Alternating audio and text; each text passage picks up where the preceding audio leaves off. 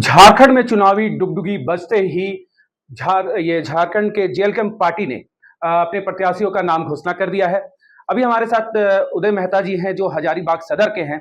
सीधे इनसे जुड़ते हैं और ये जानने का प्रयास करते हैं कि उदय जी, मुद्दा इस बार क्या होगा? क्योंकि कई सालों से आप देख रहे हैं, आप यहाँ पे पढ़ाई भी आपने यहीं से की है।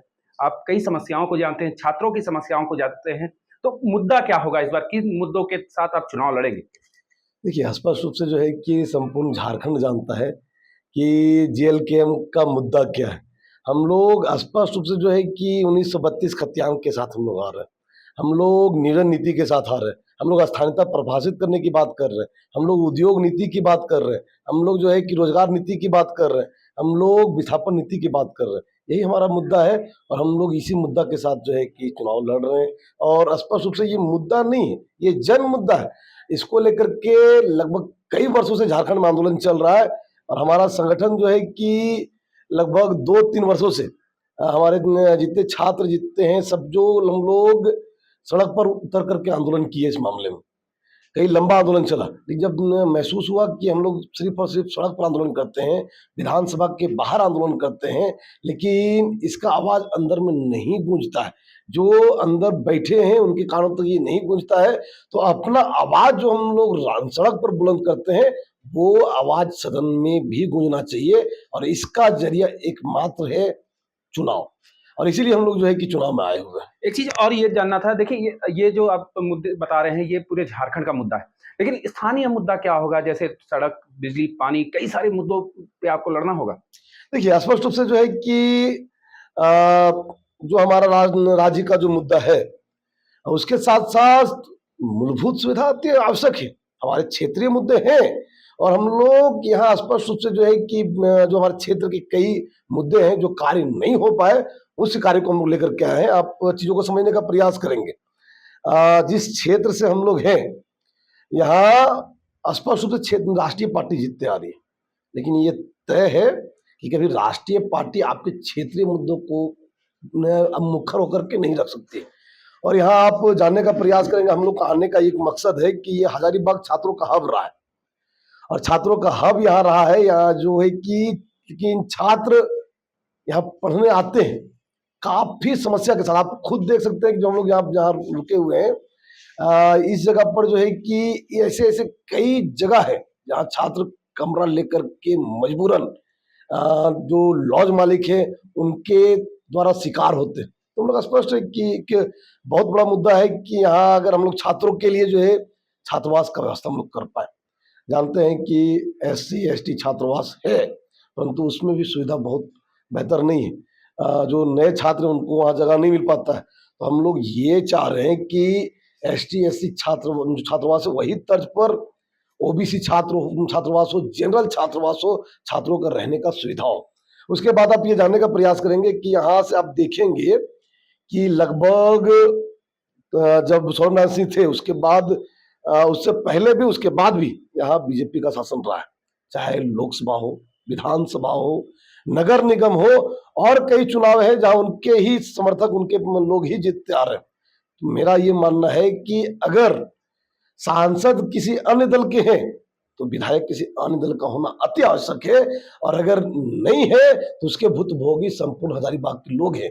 आप जैसे घुसते होंगे देखते होंगे लिखा होगा सरोज चुंगी वसूल। आप देख रहे होंगे, जैसे अगर देखेंगे वहां तो है कि बोर्ड लगा करके जो है कि चुंगी वसूला जाता है। हमको लगता है कि झारखंड में ये एक सही देवघर है, वो आपका धार्मिक स्थल है, लेकिन उसके बाद हजारीबाग ऐसा जिला है जहां चुंगी वसूला जाता है। अगर जब हम रोड टैक्स देते हैं, टोल टैक्स देते हैं, तो भैया ये चुंगी क्या है? तो इस प्रकार से यही नहीं और कई ऐसे मुद्दे हैं। जैसे आप अगर हम लोग इतना त्रस्त है जनता कि अगर गांव क्षेत्र से कोई लोग आते हैं या नगर निगम के भी कोई क्षेत्र लोग हैं, अगर वो सदर अस्पताल भी अपने परिजन का बॉडी पोस्टमार्टम करने के लिए भी अगर सदर अस्पताल जाते हैं तो जहां अगर आप गाड़ी लगाए तो आपको पता चलेगा कि वहां जो है तुरंत आप गाड़ी लगाए, कहीं आप गए हैं, उसके बाद पता चलेगा कि वहां 20 रुपए 40 रुपए का टिकट साट दिया गया। इस प्रकार से शहर में कहीं भी लगाए तो तुरंत जो है कि आपको टिकट थमा दिया जाएगा नगर निगम के द्वारा। तो मेरा स्पष्ट रूप से यही कहना है कि ये इसलिए हो रहा है क्योंकि विरोध करने वाले कोई नहीं है, सबके सब जो है कि एक ही दल से समर्थक है। तो हम लोग यहाँ जो है कि उसका परिवर्तन करने के लिए आए हैं और एक ही और चीजों को समझने का प्रयास करेंगे। एक बहुत बड़ा मुद्दा यहाँ है, जो हमारे पूर्व के सांसद महोदय थे माननीय जयंत सिन्हा जी, और उससे पहले भी कई बार जो है कि आप नगमा हवाई अड्डा देखेंगे, वहां देखेंगे कि शिलान्यास करके कई बार हवाई अड्डा बना दिया गया है। जब वहां जाकर देखेंगे, जमीन में जाकर देखेंगे तो सिर्फ और सिर्फ परती मैदान है, और जब उनका जानकारी लिया गया तो जो केंद्र सरकार जो है वो राज्य सरकार पर ठिकरा फोड़ रहा है, और राज्य सरकार जो है वो केंद्र सरकार पर ठिकरा फोड़ रहा है। उनका कोई कह रहा है कि नहीं वहां से मतलब बिल पास नहीं हुआ है आपका हवाई अड्डा का, और कोई कह रहा है कि नहीं हवाई अड्डा का बिल पास हो गया है, पैसा आ गया है, लेकिन जमीन उपलब्ध नहीं हो पा रहा है। तो एकदम हाँ क्लियर, तो हम स्पष्ट रूप से जो है कि ये सब मुद्दा है, ये सब मुद्दा को जो है कि हम लोग और जन जन मुद्दा को जो है कि हम लोग जो है कि पूरा करने के लिए इस मैदान में आए। एक और बड़ी सवाल ये थी, छात्र हित की आप बात कर रहे हैं, तो जब से झारखंड में एक हजारीबाग ऐसा जिला है जहां से 200 किलोमीटर दूर से छात्र पढ़ने आते हैं, क्योंकि यहाँ यूनिवर्सिटी है, कई सारे कॉलेजेस हैं, लेकिन यहाँ वाइस चांसलर नहीं। देखिए स्पष्ट रूप से अगर कहा जाए तो मैं विश्वविद्यालय से जुड़ा हूँ, मैं इलेक्टेड छात्र नेता रहा हूँ आपका, मैं संयुक्त सचिव की पोस्ट पर चुनाव जीता था। ये दुर्भाग्य है, शिक्षा व्यवस्था का एक दुर्भाग्य है कि यहाँ कुलपति नहीं है, और स्पष्ट रूप से जो अगर देखा जाए तो यहाँ अगर देखा जाए तो दुर्भाग्य है, और स्पष्ट रूप से ये कहा जा सकता है कि अगर जो झारखंड है, झारखंड में छात्रों का हब माना जा रहा है, और यहाँ कुलपति ना होना तो कितना बड़ा दुर्भाग्यपूर्ण है। हम लोग दूसरे बहाली को कैसे मान सकते हैं कि हाँ दूसरा बहाली सरकार पर करा सकती है, जब कुलपति का ही बहाली नहीं ले पा रही। चलिए, एक चीज और ये सवाल था कि कितने तारीख को आप नॉमिनेशन करेंगे और किस तरह से, क्या क्या उसमें आकर्षण का केंद्र होगा, क्योंकि नॉमिनेशन में ही देखा जाता है कि लोग आकर्षित होते हैं वोट के लिए। जी एकदम, हम लोग जो है कि नामांकन 23 तारीख को कर रहे हैं, हमारा 23 तारीख को नामांकन है।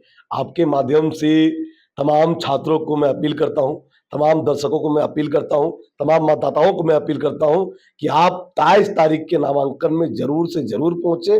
और हम लोग ये प्रयास कर रहे हैं कि विशाल जन आपका नामांकन हो, और जो है कि जितना बेहतर तरीके से होगा हम लोग आकर्षण का प्रयास करेंगे।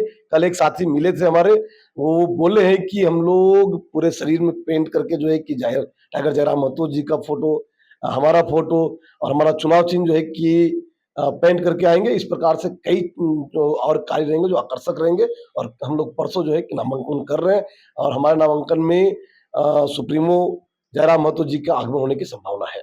चलिए, बहरहाल ये उदय जी हमारे साथ हैं, इनका साफ तौर पे कहना है कि छात्र हित पे ये चुनाव लड़ेंगे, और कई सारे स्थानीय मुद्दे हैं जिनके ऊपर इनकी नजर है। बहरहाल अब देखने की बात यह है कि 23 तारीख को ये नॉमिनेशन करेंगे, और साथ ही साथ जयराम महतो भी उस नॉमिनेशन में शामिल होंगे। मैं पीयूष मिश्रा अपने सहयोगी आशीष यादव के साथ the follow up news, Hazaribagh. thefollowup.in. Like, share and subscribe. www.thefollowup.in